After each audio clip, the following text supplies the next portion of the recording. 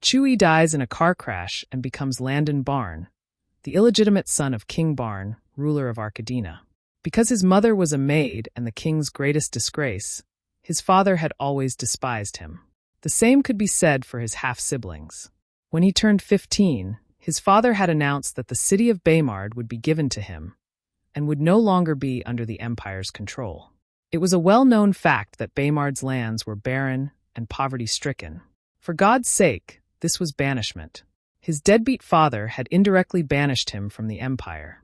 Chu Yi woke up in a carriage, on his way to Baymard with a system. So what if my father hates me? So what if I'm banished?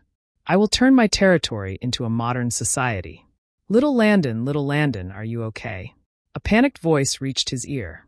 Chu Yi hears a soft voice and thinks, whose voice is this? Didn't I die? Just then a sharp pain pierced through his head. Ash! Chu Yi yells out while trying to hold his head. He opens his eyes to see a stunning woman and a beautiful girl in front of him. The woman is the definition of a goddess. Although she looks extremely worn out, her brown hair and elegant poise could make any person have a hard time breathing. Looking at the middle-aged woman, more seriously, it's clear that she has had a rough life. On the other hand, the little girl is extremely beautiful. If she were on Earth, she would be classified as a beauty that can destroy a nation. From her black hair to her green eyes, everything about her screams Miss World. Observing her closely, she looked to be no more than 15 years old. The woman and the girl were crying while shaking him vigorously. Chu Yi thought, am I not supposed to be a sick? Can you guys not shake me so hard? I'm afraid I'll really die from this. Chu Yi wouldn't have minded it any other day, but for now his body felt extremely weak. He couldn't take any more vigorous shakes. I'm fine, Mom, Lucy, don't cry. I feel better already. Little Landon, you're all I have. If anything happened to you, I wouldn't know how to live anymore. Brother Landon, please don't scare me like that. I thought you were dead. You have been resting for 2 days now. Just then his belly made a sound. Grhhhhhh. The woman poked her head outside the carriage window and said, please stop the carriage. Little Landon, let me make something for you to eat. Brother Landon, I'll help Ani, so you can get you food fast. You just sit here and rest. Okay, he replied. When Lucy and his mom left the carriage, he closed his eyes trying to digest the whole situation. He was a successful 26-year-old mechanical engineer on Earth. He also knew some electrical engineering principles. He had just got a big raise at his job, and on his way back from work he had a car accident. Just when I got a fat raise. Now he is in the body of Landon Barn, a 15-year-old illegitimate prince of Arcadina. His mother Kim Obley was a maid in the palace. When his brother, the third Prince James Barn, was born, the king had too much to drink from celebrating. On his way back to his room, he spotted his mother Kim and forced himself on her. Later on, the king found out that she was pregnant. He told her to stop working in the castle and gave her a small room at the back of the castle because he didn't want her to bring shame to him. The king already had 3 wives who would always bully his mother when they saw her. Whenever his father saw him or his mother, he would look at him with disgust, and at his mom as if labeling her a gold digger, as if forgetting that he was the one who forced himself on Kim.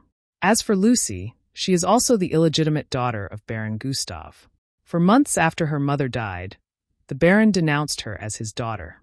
It was then that Landon's mother took her in as a personal maid for Landcom. Kim always heard of how Lucy would beg for food on the streets for hours. She took pity on Lucy and wanted her close by so no one would abuse her or hurt her. She loved Lucy like a daughter. Lucy moved in at age 10 to Landon's home and has always been with him ever since. His father had 6 children including him, 4 boys and 2 girls. Eli Barn, the first prince age 19 from the first wife. Jeanette Barn, the first princess age 18 from the third wife. Connor Barn, although younger than Jeanette, also age 18, was the second prince from the second wife. Carrie Barn, the second princess age 17 from the first wife. James Barn, the third prince age 16 from the third wife. And then there's me, the illegitimate Prince Landon Barn. They all bullied Landon excessively, treating him like a slave. Because of all the hate, Landon became very mature, calm, and introverted. A month ago, when Landon turned 15, His father publicly declared that he was the owner of the fief Baymard. It was also announced that Baymard would no longer be considered part of the empire. It was public knowledge that Baymard was a barren land, where the people died from hunger and extreme cold. Although Baymard was the third largest city on the empire, people migrated out of the city due to hunger. Baymard is situated at the outskirts of the empire. At the front of Baymard is the empire, and at the back is the endless sea. The king basically exiled him, and his mother far away from his sights. Also, the fact that Baymard is no longer part of the empire means, even if war breaks out there, the empire will not help the citizens. What a cunning old fool! Now I am Landon Barn, no longer Chu Yi. What I need is to develop the place. Chu Yi thought. Just as Landon was about to get up, he heard a voice.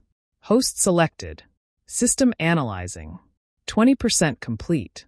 35% complete. 71% complete. 100% complete. Landon was shocked.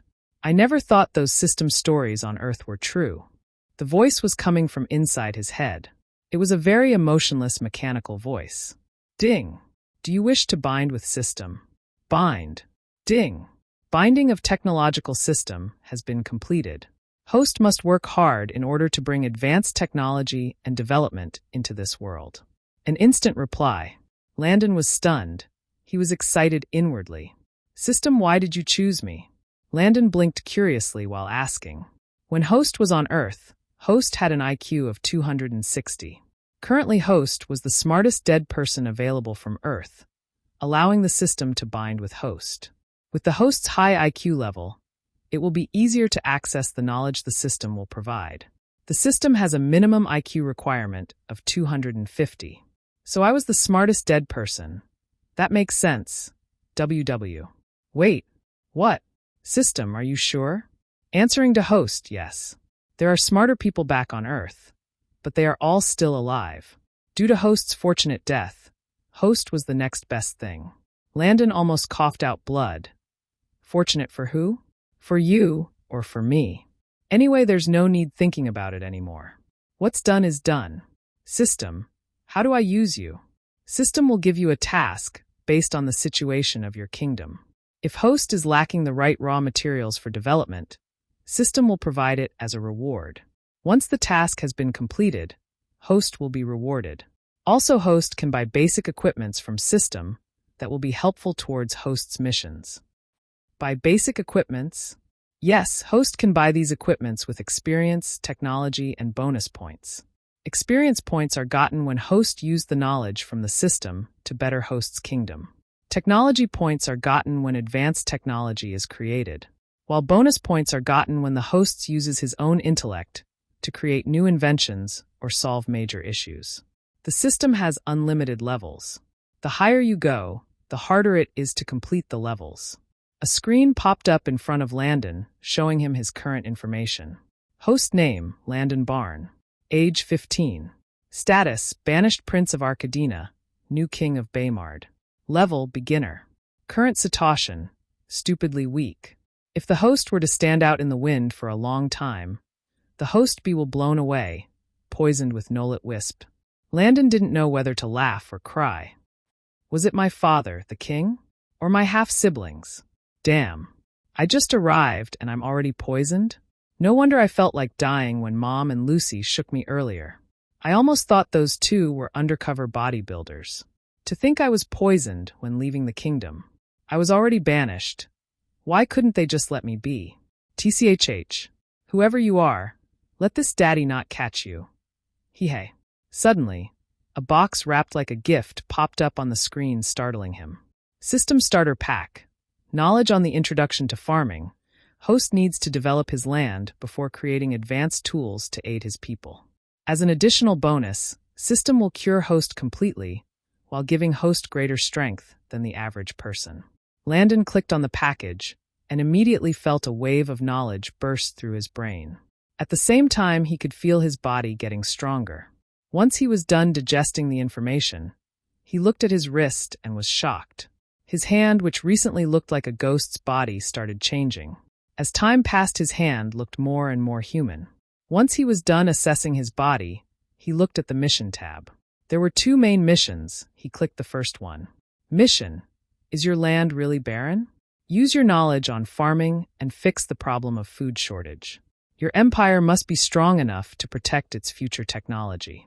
For the empire to be strong, the people need to be strong. Submission: use the system to map out territory for future purposes. Reward: host will also get knowledge on gunpowder and cannon making. Host will also receive 100 development points. Deadline: no specific time frame needed. Landon thought it was reasonable. If people grew hungry in his territory, no one would want to work or fight to defend his kingdom. He needed food first before anything else.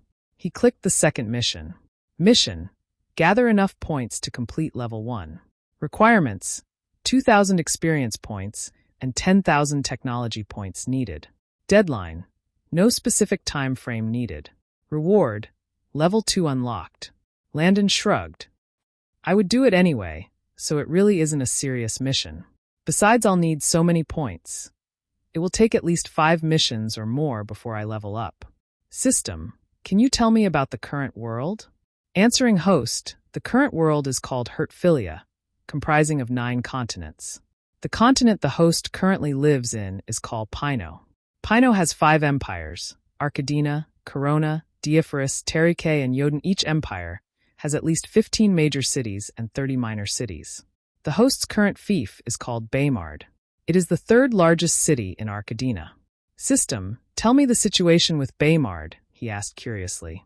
Baymard occupies 6,000 square kilometers. The system has assessed that there are currently 1,582 individuals living there. Minor cities in the empire have at least 10,000 people living in them. Host's empire falls short as a major city. Host empire is currently not even able to reach the requirements for minor cities in the empire. Baymard has almost no food in the territory. The people mostly get their food from fishing, but it is never enough for the total population. The winters on Baymard are extremely cold, resulting to multiple deaths. He was satisfied with his overall situation. At least now he had a plan, and he knew what to do. He looked at the interior of the carriage more carefully. One could see that it was worn out and looked like a carriage commoners used. Not that he minded anyway. But he was still shocked at how a father could treat his child like this. The king didn't even want to spend money to send them off. What a stingy man, he thought while shaking his head. Just as he was about to get out and look for his mom, Lucy came in. She looked at him and was startled, while blinking several times. Brother Landon is looking like his old self again. She was genuinely happy. Brother Landon, you are looking better already. Would you like to eat inside the carriage or outside? She asked, smiling. I'll eat outside. He stepped out of the carriage and followed Lucy. There were 10 groups of people sitting on the floor.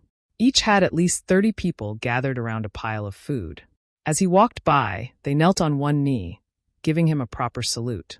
Greetings, Your Highness. You should all sit down and not bother yourselves with such formalities, he said while smiling. The men were relieved and sat back down. He continued to follow Lucy while shaking his head. When he saw his mother, he made way towards her and sat by her side. She looked at him more seriously, turning him from left to right and right to left. She then hugged him, and then put her hands on his head as if checking his temperature. At the same time, Lucy held his wrist, as if trying to feel his heart beat. She then turned his face left to right, and then right to left as if convincing herself that he is truly fine. I'm a king for God's sake. You guys keep treating me like a child. What will my men think when they see me like this? So you know shaking me like this would make me dizzy? He thought. Little Landon, are you feeling any better? Although you look better, when we get to Baymard, we will look for a physician. Here, eat more food. As his mom spoke, she took out a large plate and kept adding food on the plate. Landon's eyes nearly popped out. He looked around and noticed that his plate was the biggest in the group. Forget the group. It was the biggest plate he had ever seen in his life. How can someone use this plate to eat? Tell me the truth. Are you trying to kill me with a full belly? Brother Landon here takes some of my food. As Lucy spoke, she also kept adding more and more food on the plate. His mother kept adding so much food to his plate. When she finally stopped, she held his spoon and scooped the food towards his mouth. "Oh my God, now are trying to feed me too!" He couldn't help but exclaim inwardly. When Kim saw that he wasn't eating the food on the spoon, she thought it was probably because it was too hot. So she did what any mother would do. She blew the food on the spoon. "Whoa! Woo, here. Little Landon, it's cold now, quickly eat up." Landon was speechless. He quickly looked at the group of men in his group. It was clear that they were trying not to laugh. In fact, one of the men's eyes were turning funny mixture between red and violent. He looked at them as if saying, "Help me." But they shrugged their shoulders and continued eating while holding in their laughters. "Is this what it feels like to have a mother? It feels very nice. Fine, I'll allow you to feed me now. But this is the last time. After all, I'm considered as a sick man, so it's not that strange. Right?" He couldn't help thinking. In his previous life, he was an orphan who never had parental love. But in this life, although he has a father, his mom is an angel. He's also surrounded by people who genuinely care for him. Looking at Lucy, he suddenly felt his heart skip a beat. She was the most beautiful girl he had ever seen, and coupled with the fact that she spent her time taking care of the old Landon, always standing up from him when he was bullied. She was loyal, caring, and somewhat strong. He secretly vowed that he would take care of her and protect her from now on. Although he was touched by his mother and Lucy, he couldn't help thinking, "Do I look like a baby pig to you women? 3 grown men could eat what's on my plate, and there would still be leftovers. Isn't this too much?" Even though he thought that, looking at Lucy and his mother's encouraging faces, he decided to eat everything. "I guess this is the day I die from overeating." When Landon and his mother had left the capital, they were given just 330 knights. Most barons and dukes had at least 3,000 knights under their care. When his brothers were all 15, they were given prosperous cities to rule, with no less than 10,000 knights under their wings. Even his sisters were given more knights than he did. Although his sisters were given mansions in the capital and not cities to rule, they were given 3,000 knights under their rule and command. The knights that followed him were either deemed by the empire as having the worst talent for knighthood, lacked the proper training, or were seen as a nuisance to the king. All in all, these knights were actually good people who were just bullied by people in the empire. But among these men, there were 5 outstanding knights. Lucius was a knight commander, having one of the highest honors in the empire. It came as a shock to a lot of people when he resigned, stating that he would follow Landon to Baymard. Of course not to him. He knew better than anyone based on his memories. Lucius had taken care of him as a father ever since he could remember. It's clear that Lucius has feelings for his mom, but she's too dense to see it. He couldn't help thinking, "Do I need to set them up together?" After all, Mom deserves happiness too. While he was thinking, he continued to eat and look around. He looked at the 3 men sitting by Lucius. They were Josh, Mark, and Gary. They were all loyal disciples of Lucius who followed him everywhere. Of course, they also treated Landon as a brother.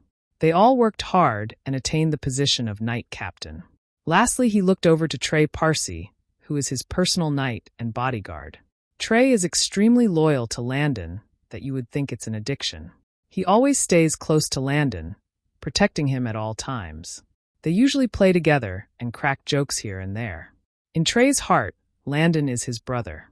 Although Trey is only 19, he is extremely strong and attained the position of knight lieutenant. In the Empire, knights were ranked after assessing their achievements and strengths. A knight's rank starts from the least rewarding position. A squire to a page, then lieutenant, captain, major, commander, master commander, and finally a provost. After they all had their full, they continued to journey towards their new home, Baymard. As they neared closer towards the city, Landon couldn't help but gasp. The city was almost as big as the capital. Although it's said that the lands are barren, only an idiot would truly give it up. Probably my father had only heard of the crises going on here and never stepped in the city to check it out. Truly a fool, Landon thought. Baymard was surrounded by extremely high city walls, which looked to be about 16 m high. There was only one outer gate post for entry and exit in Baymard. It looked exactly like a medieval city in the movies. As they drove through the city, people looked at them curiously. He could almost hear whispers. Is that the new lord and his family? Do you think they would help us? I heard that the new lord isn't favored in the empire. Really, Adii Therai. Do you think we're finished then? As they drove by, Landon started accessing the situation in this new kingdom. These people were extremely poor and didn't have the money to afford anything right now. They get their food mainly from fishing and occasional hunting. If he had to run the kingdom, he needed money. A lot of it. Luckily, his mother and the old Landon were smart. His mother started saving all her coins since he was born, while Landon, started saving at age 7. Royal princes start having their monthly allowances at age 7 because that's when they start their knighthood training as a page. When they were in the capital, the wives of the king had a monthly allowance of 500 gold coins, while his mother would only take 200 gold coins. Once his mother found out she was pregnant, she knew it was only a matter of time before they kicked her out. So she saved all her money, never spending more than what she needed. As for Landon, when he started training as a page in the royal family, he received 50 gold coin per month. If he were a commoner, it would be 700 copper coins, while his brothers had received 300 gold coins per month. He gave all his money to his mother to save. They didn't need much in life, since they eat and lived at the back of the palace, never needing anything else. They were able to save quite a few gold coins.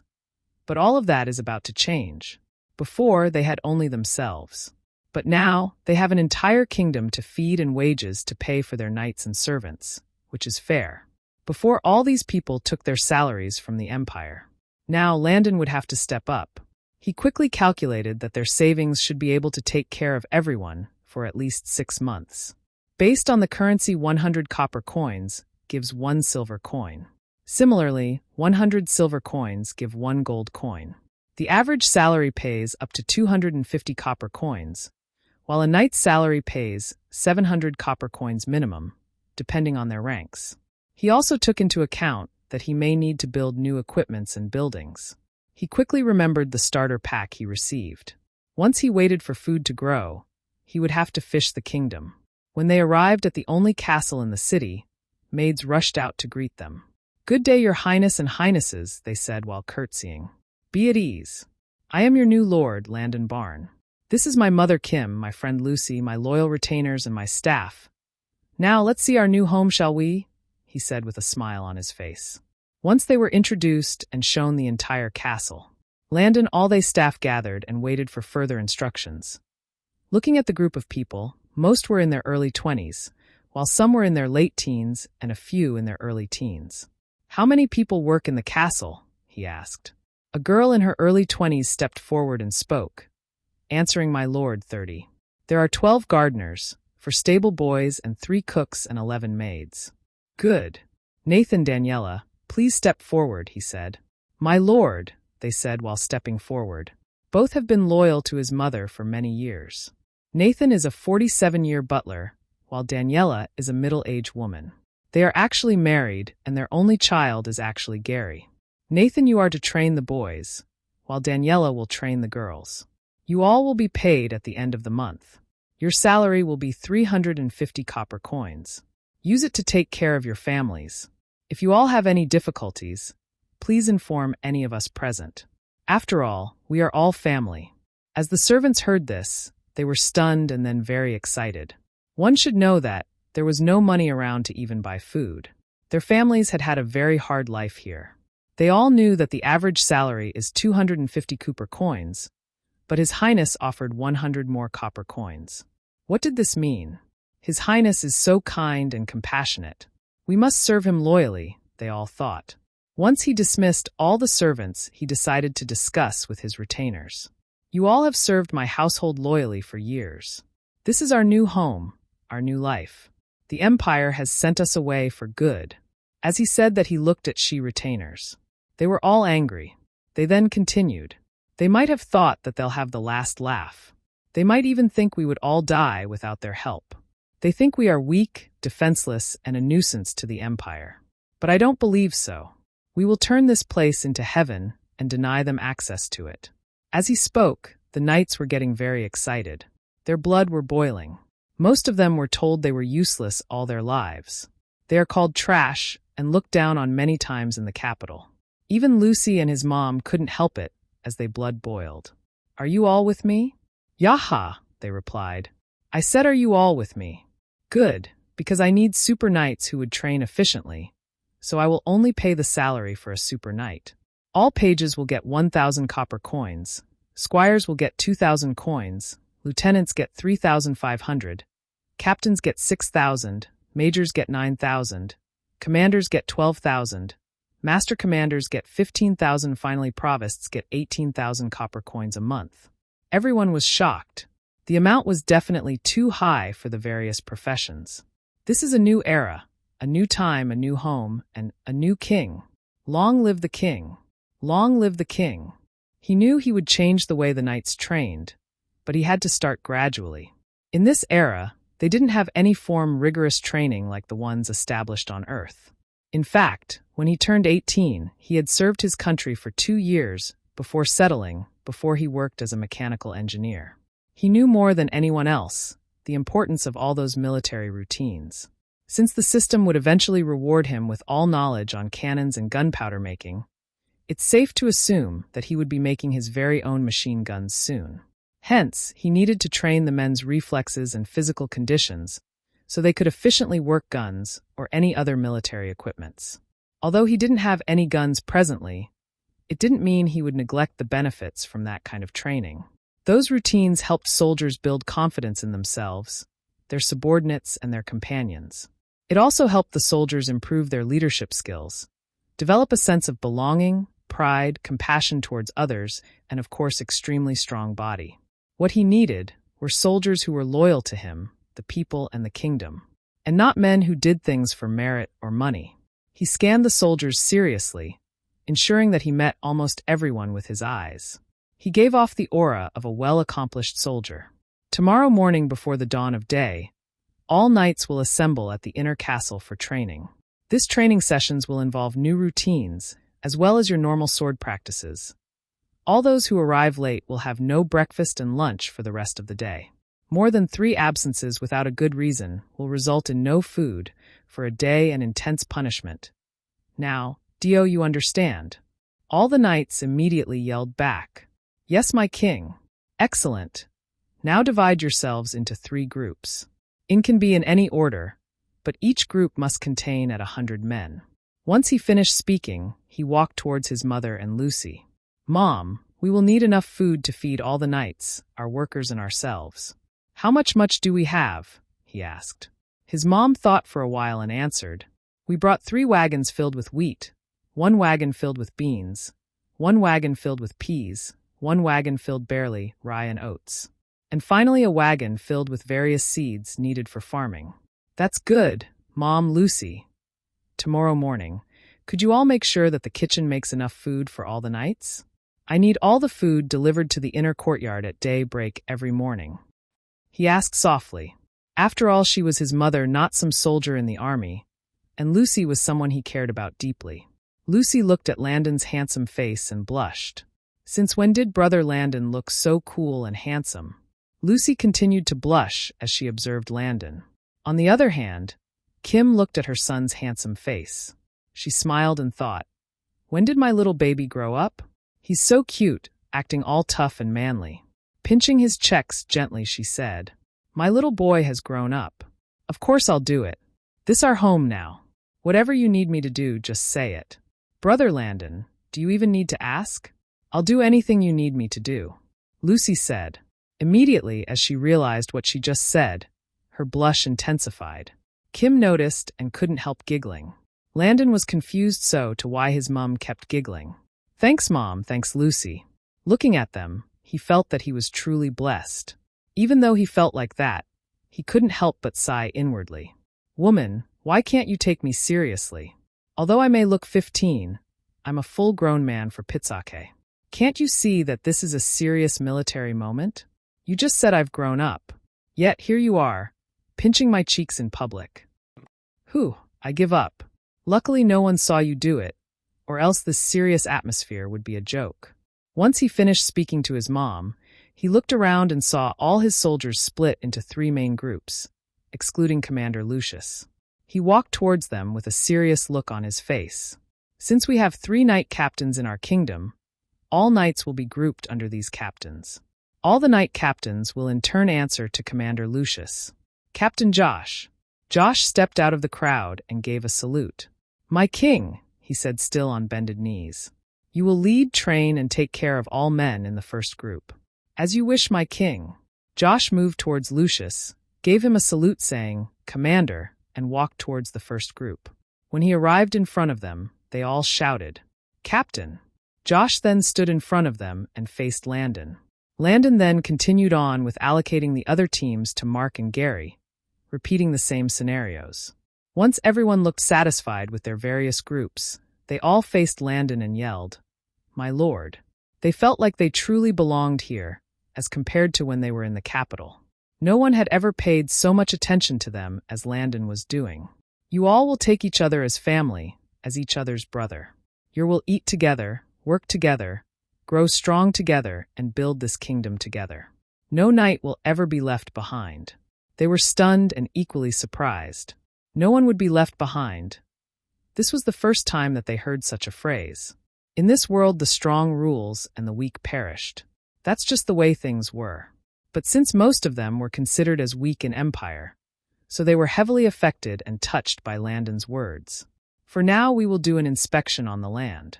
Commander Lucius, what do you think?" Landon asked while looking at Lucius. "My king, it's an excellent idea. I propose that we all go for the inspection, so to know how to protect Baymard."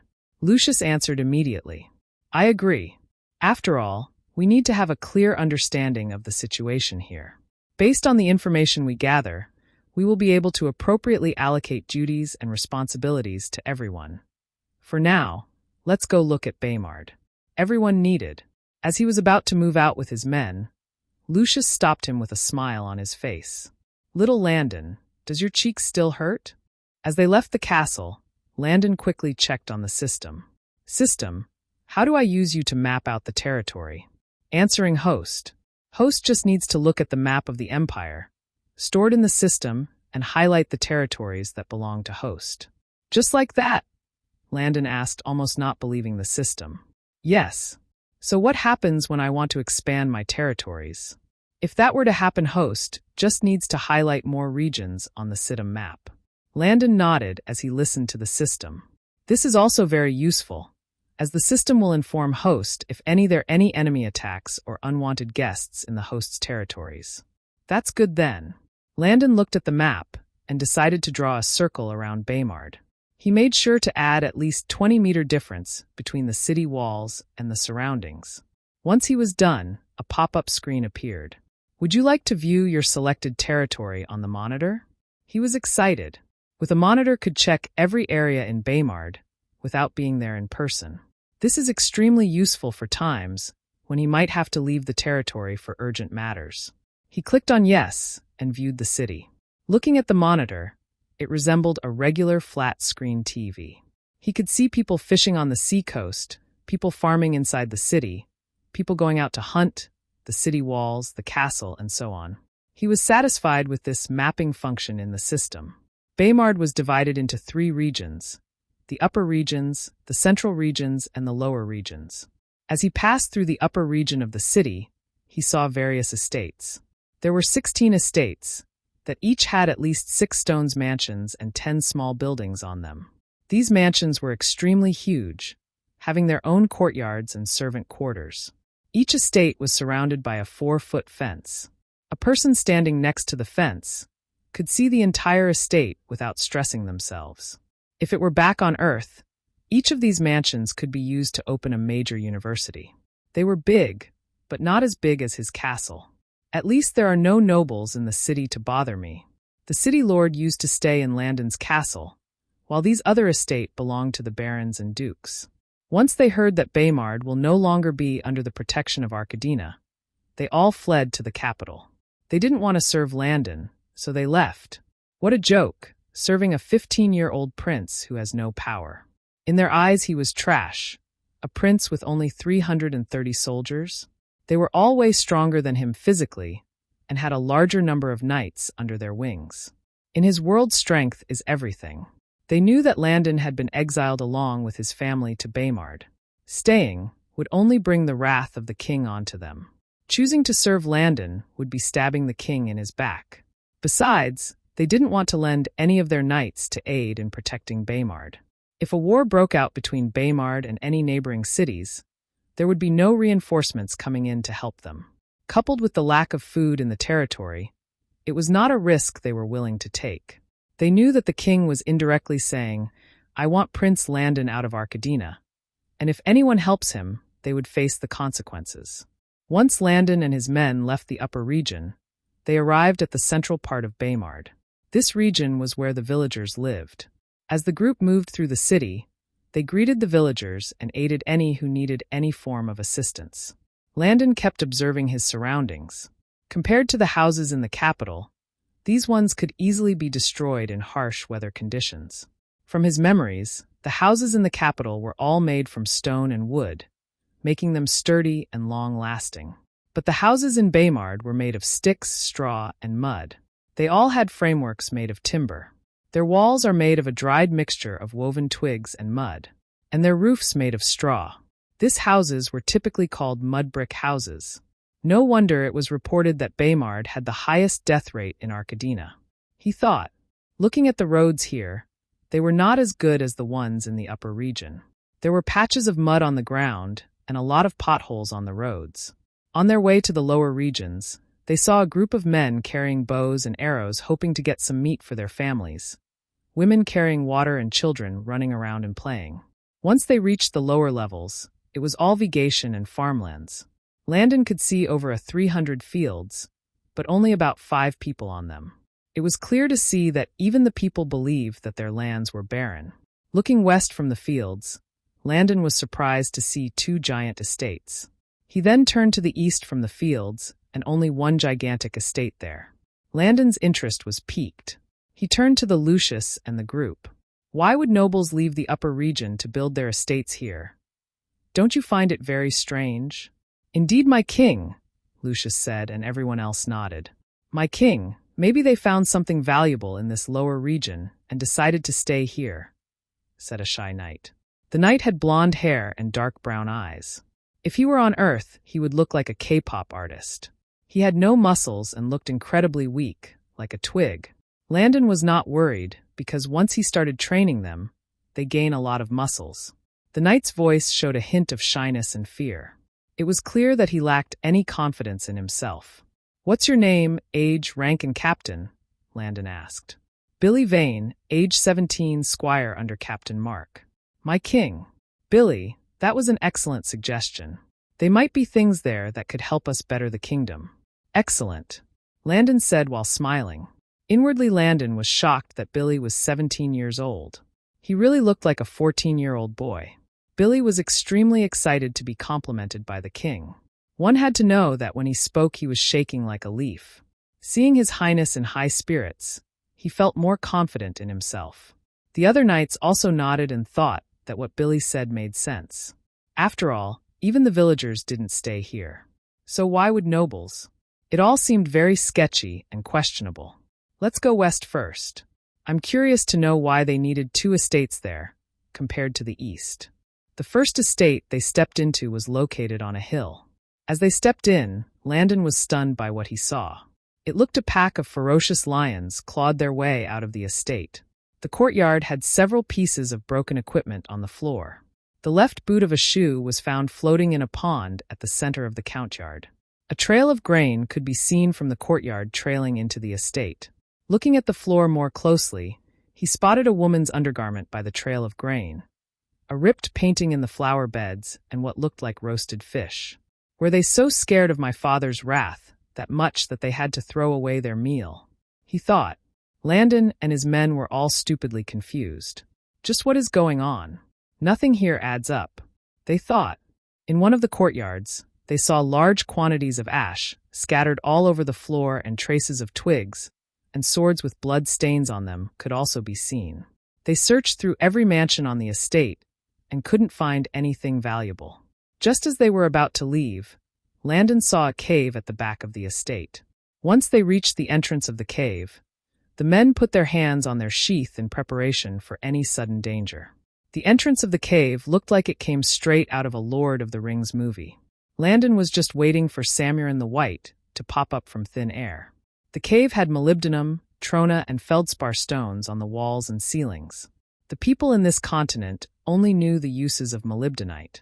Molybdenite was used to increase the corrosion resistance on swords, armor, and any silvery objects. This was the era of swords. Thousands of swords were forged daily in this world.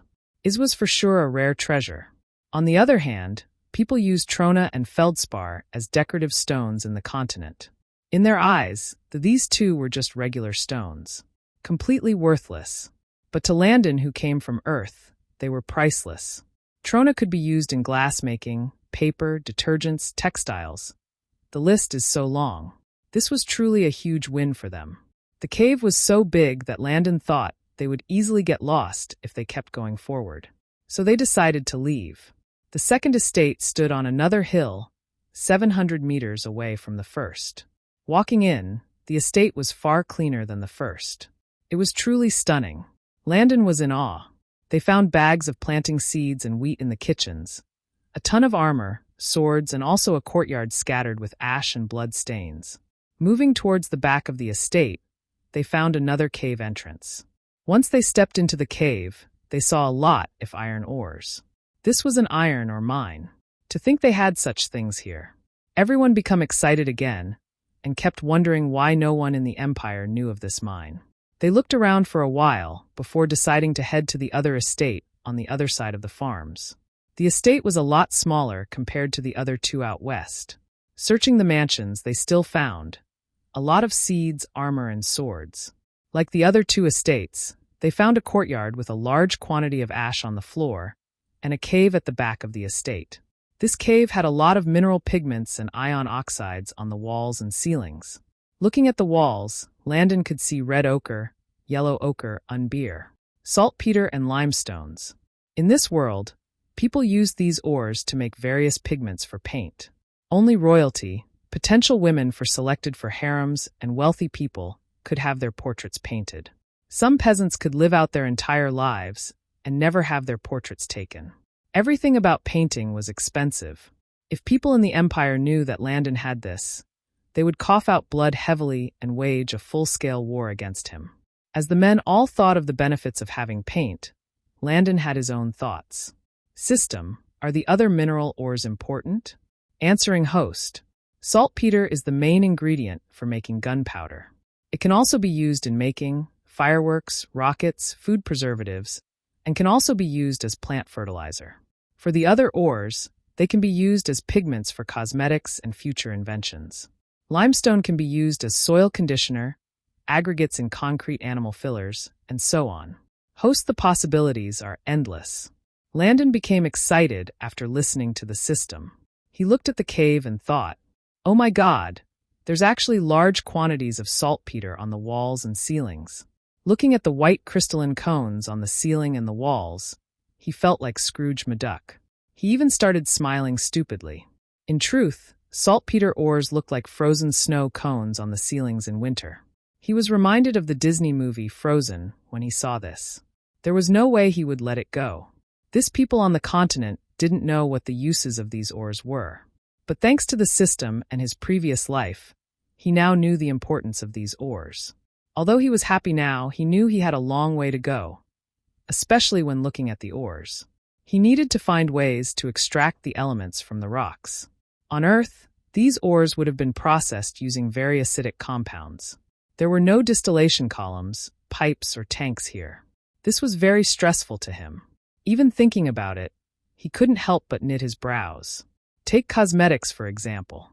Although he had the pigments for it, he needed to produce castor oil, glycerin, hydrolyzed corn starch, water, sodium chloride, oleal alcohol, and so on. He needed at least 12 different ingredients here. He truly felt cheated. For every major invention, he just had one ingredient here. But he needed to be grateful for what he had at least. He started thinking of how he could use the ores. That's right. I saw a lot of slate stones around the territory. Now that I have enough raw materials, I can make a chalkboard. Ha ha ha. He thought as they walked in deeper. When they exited the cave, Landon faced his men and asked, What do you all think about this situation?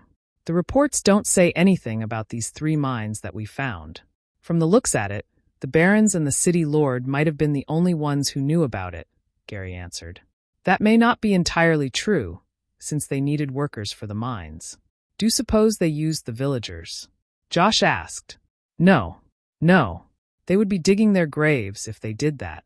Remember, they went through a lot means to painstakingly hide the resources from the Empire, so that they could fill their pockets. Lucius said, Right. If they told anyone else, they would be dead men walking. As it stands right now, they won't be able to tell the king about the resources in Baymard any longer, said Mark. Why? Asked a young knight. They've been here for many years, and in that time frame, they never reported any resources they found in Baymard. Lying to the king is the same as taking the king for a fool. The penalty is death. Mark answered. All the other knights gasped. Also, if King Barn knew that he had bestowed a land of fortune to our King Landon, he would kill them for sure. Josh added, I'm guessing if he really knew, he wouldn't have given the land to King Landon. Said another knight. Everyone nodded. They probably brought in their own workers, in fear that their secret would be found out. If the villagers knew of it, they would probably fight for some resources so they could sell and feed their families. Said Trey. That may be the case. After all, since we've been in the lower region, we haven't seen any people walking around. Since the people believe the land is barren, they don't come here anymore. And even if they did come, the mines are a great walking distance from their farmlands. Said Lucius. Also don't forget that the entrance and exit from Baymard is located in the central region, so no one really needs to be here. Gary added. Everyone agreed as well. My guess is that they burnt all the workers when realized how serious their situation was. Landon said. That would explain all the blood stains and ash we found in all 3 estates. After all, there's no guarantee that the workers would keep their secret forever. The only way to bury the secret was silencing the workers permanently. Trey added. They had to admit, the city lord and the barons put a lot of thought into their plans. They didn't think there would be a day when they would have to leave Baymard for good. They truly didn't see it coming. Since we are done, let's move to the sea coast. Landon said. The central region of Baymard was like the midpoint of a compass. Moving eastwards from the central region, one would reach the upper regions of Baymard. And in the west, you would reach the lower region. Likewise, to the north of the central regions was the entrance/exit to Baymard. And in the south, the sea coastline entrance. Once they arrived the coastline, Landon and his men saw a lot of villagers fishing, while some were carrying baskets of fish on their heads. They spoke to the villagers, aided them, and left to inspect the city walls and the forests by the entrance of Baymard. Once we're outside Baymard, Landon looked at the walls carefully. He had to admit, the walls were pretty formidable. The walls were in perfect conditions. Moving into the surrounding forests, they heard a shrilled shout and the sound of a sword hitting against something. Ah! Ting, ting. There was a little boy who looked not older than 8, trying to kill a giant wild boar. The boy had light bright eyes and deep red hair. Just as the wild boar was about to strike him down, the boy shut his eyes tightly, as if accepting death. He waited and was surprised. He didn't feel any pain. Opening his eyes, he was stunned to see a group of knights and a dead wild boar on the ground. Thank you, sirs, the boy said. What's your name? Landon asked smilingly. Once the boy saw Landon's genuine smile, he knew they were friendly. My name is Momo Lai, sir. Who are you? Momo asked curiously. I'm the new king and lord of Baymard, Landon. The boy was shocked and frightened. My king, sorry for not greeting you earlier. It's all right. Besides, I'm more worried about you. Mosley was shocked. His Highness is worried about me? He thought. Mono, why were you here alone? Don't you know how dangerous it is? Landon asked. I live alone with my elder sister, my king. Our parents died when I was just 4 summers old. Sister told me they died because of the cold. Sister recently got very sick. I know that for her to get better she needs a lot of meat, so I came to hunt. Landon and the men were sad on hearing this. Although some of the men were bullied in the capital, none of them had ever starved or seen someone die of cold. They vowed that they would work hard in order to protect the people. In fact, Landon took pity on them too. In his previous life he orphaned, so seeing Momo struggle, he felt he should assist him. From now on, your sister will be my adopted sister. You will be my adopted brother, and I will call you little Momo. You and my new sister will move into the castle immediately. From now on, that will be your new home. Landon said. Momo couldn't believe it. This was the king. Although Momo was 8 years old, he knew when people were kind or tried to help him. He could tell that Landon was a good person. Landon introduced Momo to Lucius and the other knights. Everyone started teasing Momo, making him blush. Little Momo, let's go take my new sister home. They carried the boar and left the forest. Landon, Momo, and the men stood outside a tiny house. They could hear tiny cough sounds coming from inside. Landon went in with Momo, Josh, and Lucius. Sister, I brought food for you. Momo yelled as he ran into the house. Landon and group waited in the living room area. When Momo stepped into the bedroom room, he saw a frail but extremely beautiful girl laying on a straw bed. She had fiery red hair, light brown eyes, and a petite frame. Sister, the king is here to see you. Grace nearly fell out of the bed when she heard Momo. Momo, did you get into any trouble? Why would the king want to see me? Grace asked questionably. Momo then narrated the entire story to Grace. Then let me thank His Highness then, she said as she tried to stand up. Sister, he said that when you're ready he would come in. She nodded and Momo went out. A few seconds later, Momo, Landon, Lucius, and Josh walked. Your Highness, she said as bowed her head. Looking at the tiny girl in front of him, Landon was sure she was 19 years old. In truth, she looked like a mini version of Urza Scarlet Titania from Fairy Tale. Please be at ease, you're my big sister after all, he said gently with a smile on his face. Grace was taken aback by his words, and after a while she relaxed. She found that what Momo said was true. He was really a kind fellow. He was somewhat cute, with his big white eyes. He looked like a cute bunny rabbit, she thought. My name is Landon. This is Commander Lucius, and this is Captain Josh. May I know your name, elder sister? As Josh looked at the girl in front of him, he almost forgot to breath. Although she looked sick, she was incredibly gorgeous. Her red hair and petite frame made her look like a fairy. The more he looked at her, the more he blushed. The same thing could be said for Grace. She had a hard time taking her eyes off Josh. She had never felt this way before. She blushed so hard that her already light red face turned deep red. Of course, Lucius and Landon noticed all these and couldn't help chuckling inwardly. My name is Grace Lai. Grace, since I already take you as part of my family, I cannot bear to let you stay here with Momo on your own. For the safety of you two, please move into the palace with us. Landon asked. Your Highness, please call little Landon, Landon said smilingly. Little Landon, I'll go with you. Momo was so happy that he jumped on the bed and gave his sister a big hug. Captain Josh, help Sister Grace pack up here. Commander Lucius, little Momo, and myself will pack up in the dining area. Josh was stunned. He turned and saw Lucius and Landon chuckling. He turned his head back to Grace. She kept looking towards the floor, but it was clear that she tried to hide her blush. She was so cute. Josh smiled and thought, these bastards, they even have the nerve to give me a thumbs up. Haha. Luckily she didn't see anything. It would have been so embarrassing. Once they got home, Landon told his mom and Lucy all that happened. They warmly welcomed Momo and Grace into their family. Little Momo and Grace were given rooms close to each other. They were also close to Lucy and Kim's rooms. Landon gave the job of training Momo as a night page to Josh. Momo was 8 now, so it was the perfect time to train him. Although 7 years old was the appropriate age in the continent. He sat on his bed and tried to go to sleep. Tomorrow was a busy day for him. He had to train with the men in the morning, and then head out to the farms to solve the barren land situation. As he laid on his bed, his eyes became heavy with fatigue and his mind drifted to sleep.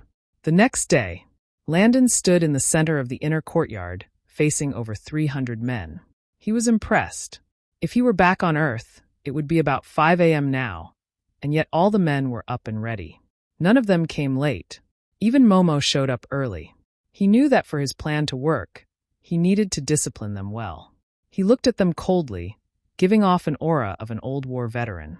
Line up in straight lines of 10. He started counting out loud, 1, 2, 3, 4, 5, 6, 7, 52. They all formed their teams under 52 seconds, waited for his next command. Too slow.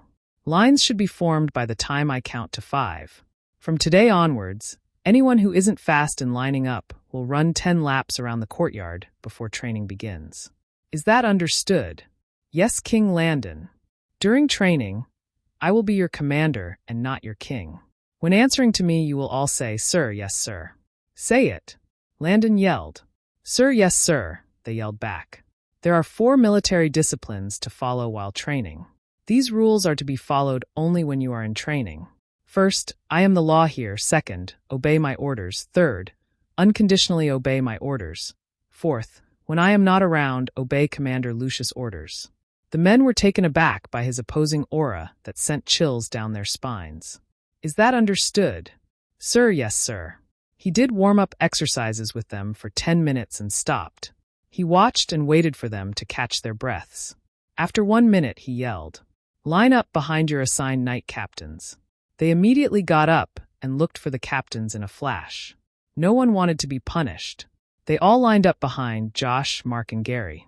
Momo lined up behind Josh, since he was told that Josh would train him. In fact, Lucius was impressed. He had always struggled when disciplining young knights.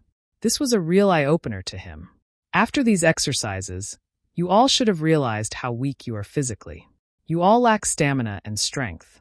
At this point, they all came to the conclusion that their king was a demon trainer. He had joined them in training earlier, and yet, he stood there looking back at them as if this was a casual walk. They had to admit, their king was pretty strong. Actually, when the system cured him previously, it also gave him extra strength when he took the system starter pack. Staring at their tired faces without any hint of emotions, he continued. Captains Josh, Mark, and Gary stepped forward. They stepped out and looked at Landon. You all will lead your teams in becoming stronger. You will face challenges together and ensure that no soldier falls behind. If anyone in your team fails, it would mean that you also failed. Do you understand? Sir, yes, sir, answered the 3. They stepped back and stood in front of their respective teams. Listen up. Everybody squat down with your feet in a wide stance, hands clasped behind your back. Although they were confused, they hurriedly did it. Even Lucius, who was standing by the sides, decided to join in. He wanted to experience this new exercise. Holding this squatting position, jump to move forward. You are all to do this 10 times around the courtyard. Little Momo will be required to do only 4 rounds. Hearing this, the soldiers thought that this exercise would be a breeze. Even little Momo and Lucius was doubting the effects of this kind of exercise. How could Landon not know what they were thinking of?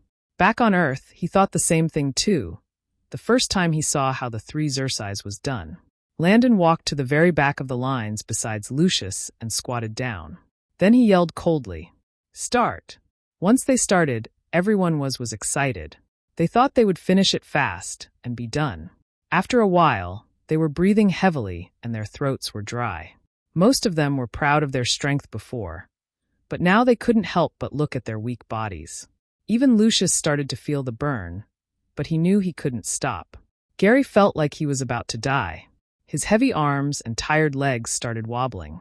Momo felt the burn in the legs and thighs. Does this mean I'm weak? He thought. From the back, seeing people feeling tired, Landon spoke out. If you give up so easily, are you real soldiers? Are you real men? Get up. This is an order. My command is law. When they heard him at the back, they all had one thought. Demon trainer. As the training progressed, their thighs felt numb.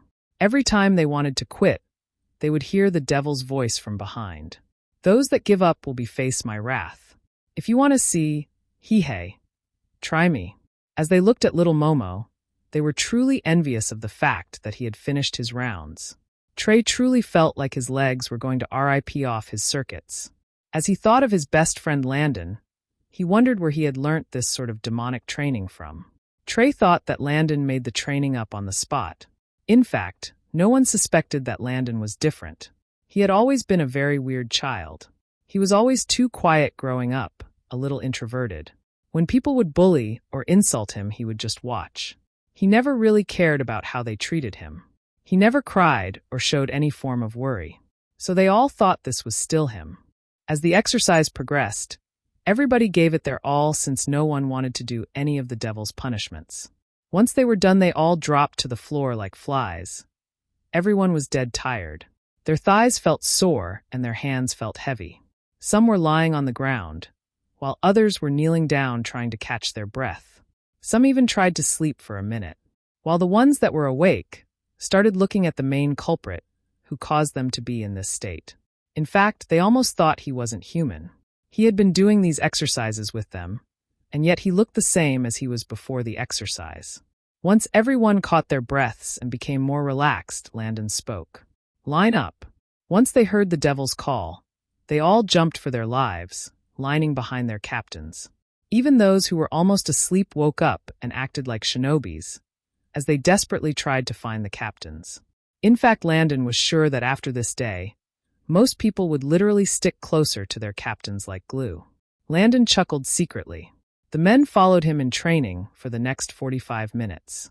They did sit-ups, duck walks, leg stretching, front kicks, normal kicks, side kicks, back kicks, and roundhouse kicks. All these exercises were new to them. When they were done, he allowed them to rest for a bit. While they were resting, a maid came over and spoke to him in a very low, whispery tone. "You will all follow me in straight lines for breakfast.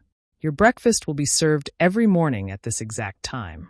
If you are absent for breakfast because you were of your duty or sickness, you need not worry. The staff will make sure to deliver your food wherever you are in Baymard. Now follow me." As they followed him into the dining area, they saw 12 maids, his mother, Lucy, Grace, and 12 giant pots of food. On the side of the pots were a lot of plates and spoons. The dining hall looked exactly like the meal hall in Harry Potter, if not bigger. "You have an hour." As soon as they heard the Demon King, they quickly rushed up one by one to get their meals. With 12 pots stationed and 12 maids serving the food, within 20 minutes everyone had food on their plates. Water was then brought out and served to the men. Those who finished their food earlier could go for a second round if they weren't satisfied.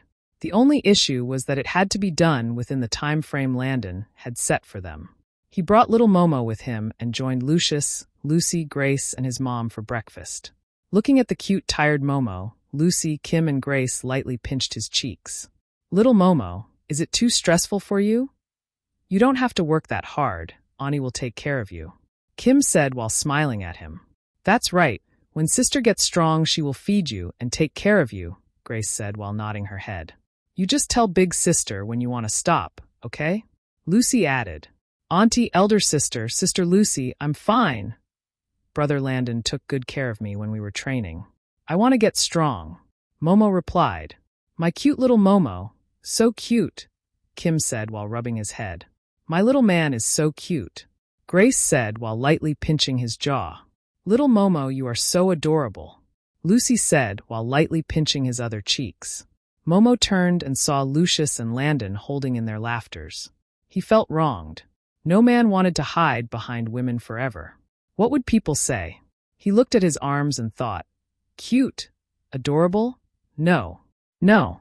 No." Bother, Landon was right. Right now I'm too weak. Once the time was up, Landon yelled, "Line up and move out." In the minds of the men, the words "line up" was their devil commander's favorite words. And their worst. They were pretty sure they would have nightmares of the king chasing them while saying, "Line up." When they returned to the courtyard, Landon continued. 2 weeks from now, all teams will compete with each. The strongest in each team would be made second in command to their team captains. Also, those who prove themselves will be promoted on the spot. Everyone was surprised and excited. Everyone is required to practice their swordsmanship for at least an hour a day. There will be 3 sessions, one after breakfast, one after lunch, and one right before dinner. He looked at them seriously and continued, "For today, we will train in swordsmanship now. And right after training, Commander Lucius will give you all your responsibilities. Some of you might need to guard to entrance, checking for spies, while others will work in the city. Everyone listened attentively. Landon took his sword from the ground and smiled at them, making them extremely confused. As of now, I am not your commander, Commander Lucius is. Right now, his word is the law. I am just a knight in training. They almost coughed up blood. Who are you trying to deceive with those innocent looks? 1 minute you're a demon, and the next minute you're an angel? Aw, thank goodness. At least now we don't need to be alert all the time. They all sighed from relief. Some even tried to sit on the floor. Lucius looked at them and knew that they needed discipline. And who said you could sit? Those who broke out of formation. Step out and give 100 push-ups each. Captain Josh, start training Page Momo. The rest of you take out your swords. Let's train, said Lucius. Sir, yes, sir.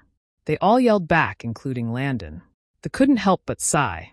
From the frying pan to the fire. From one demon king to another.